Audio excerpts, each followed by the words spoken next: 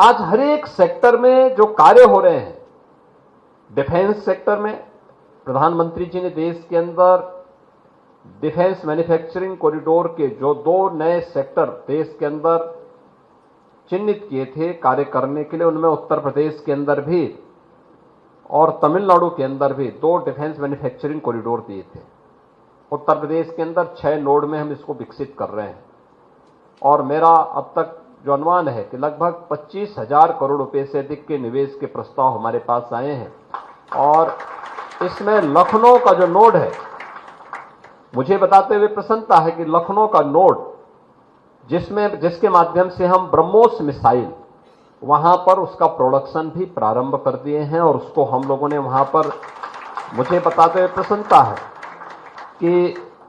जो ब्रह्मोस मिसाइल से जुड़े हुए हमारे बहुत सारे ऐसे इक्विपमेंट होते हैं जो डिफेंस इंडस्ट्रियल कॉरिडोर के माध्यम से हम लोगों ने यहां पर कार्य किया है, उसमें बहुत सारे ऐसे चीजें हैं जो हम लोगों को सीएल जैसे संस्थानों से प्राप्त होते हैं, जिसमें खासतौर पर जो मिसाइल कार्यक्रम के रेनडाम्स हैं, उनके जो संवेदनशील रडार की सुरक्षा और उनकी स्पीड को नियंत्रित करने के लिए जो भी सिस्टम है, वह चाहे जो आपको माइक्रोवेव फेराइड्स ब्रह्मोस मिसाइल का रडार, इलेक्ट्रॉनिक वारफेयर और नेवल स्टील्थ प्रणाली का प्रयोग, ये जो हम करते हैं सीएल जैसे संस्थान ही उसमें ब्रह्मोस मिसाइल के लिए वहां पर उपलब्ध करवा रहे हैं। और अभी हाल ही में ऑपरेशन सिंदूर के दौरान आकाश मिसाइल और ब्रह्मोस मिसाइल का सफलतापूर्वक परीक्षण पाकिस्तान पर करके हम लोगों ने देखा भी है। मुझे लगता है ये दोनों मिसाइल जिसके बारे में हम कह सकते हैं कि पाकिस्तान में टेस्टेड हैं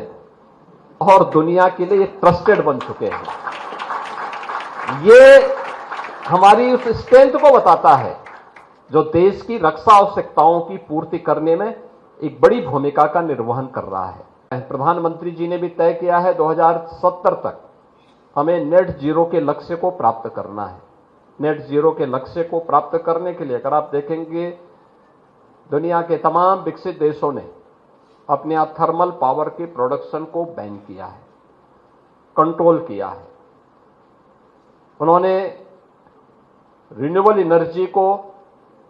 या ग्रीन एनर्जी की तरफ ये लोग गए हैं। हाइड्रोजन एनर्जी उसमें हो सकती है, उसमें एटॉमिक एनर्जी हो सकती है।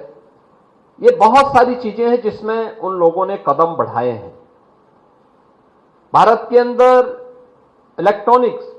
यानी यह क्षेत्र हमारे पास ऐसा है जिसमें रिन्यूएबल एनर्जी के सेक्टर में हम लोगों को एक अच्छा कार्य करना होगा। और मुझे लगता है कि भारत की उन अग्रणी संस्थाओं में सीएल है जिन्होंने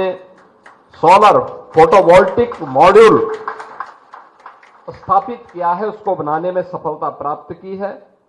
और इसका उपयोग हम लोगों ने कई जगह पर किया है, खासतौर पर उन जगहों पर जो हमारे ट्राइबल एरिया थे, जहां पर हम लोग सामान्य लाइन पहुंचाने में मदद थी, बीच उसमें मदद नहीं हो पा रही थी, जंगलों के बीच में था, फॉरेस्ट के किले लेने में दिक्कतें हो रही थी, एनजीटी के तमाम उसमें पहले से ही एनजीटी के द्वारा तमाम प्रतिबंध लगाए गए थे। उन स्थितियों में हम लोगों ने वहां पर सोलर पैनल के माध्यम से ही उन लोगों को बिजली के कनेक्शन और वहां पे इलेक्ट्रिफिकेशन के लक्ष्य को प्राप्त करने में हमने वहां पर सफलता प्राप्त की है। और इस सेक्टर में बहुत कुछ संभावनाएं अभी छिपी हुई हैं। हम लोगों ने तय किया है कि 2027 तक उत्तर प्रदेश 20,000 मेगावाट का रिन्यूएबल पावर को जनरेट करेगा उत्तर प्रदेश के अंदर। और इस दिशा में हम लोगों ने अलग अलग क्षेत्रों में कार्य प्रारंभ किया है। पिछले 8 वर्ष में हम लोगों ने अपनी स्कूली शिक्षा में, हमारी बेसिक शिक्षा के एजुकेशन में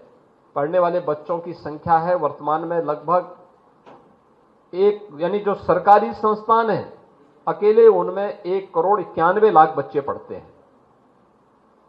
आज से 8 वर्ष पहले सभी लगभग जर्जर स्थिति में थे। हमने ऑपरेशन कायाकल्प तो वहां पे चलाया था और मैं धन्यवाद दूंगा सीएल को कि इन्होंने स्मार्ट क्लासरूम के साथ हमें जोड़ने में, मदद करने में बहुत सारी जगह मदद की है। आज इनके जो स्मार्ट क्लास से जुड़े हुए जो बोर्ड वहां पर हम लोगों को देखने को मिलते हैं, उसमें यानी वह अनब्रेकेबल भी है। और उसके ऑपरेशन में हम लोग जब जाते हैं किसी विद्यालय का निरीक्षण करने के लिए, मैं वहां देखता हूं, मैं अक्सर उन बच्चों से पूछता हूं कि भाई इसका ऑपरेशन कर पाओगे? बहुत आसानी के साथ वे जाकर के उसका ऑपरेशनल कर लेते हैं। ये चीजें दिखाती हैं कि डिजिटल शिक्षा के क्षेत्र में भी, यानी शिक्षा से लेकर के सुरक्षा तक, भारत को रक्षा उत्पादन के क्षेत्र में आत्मनिर्भर बनाने का हो, या भारतीय रेल को, जिसने भारत की पब्लिक ट्रांसपोर्ट की एक बेहतरीन सुविधा को आगे बढ़ाने में मदद की है, ये सभी चीजें आगे बढ़ रही हैं। इसमें सीएल एक बड़ी भूमिका के रूप में अपना दक्षता का लाभ भारत को प्रदान कर रहा है। एक अभिनंदनीय प्रयास है।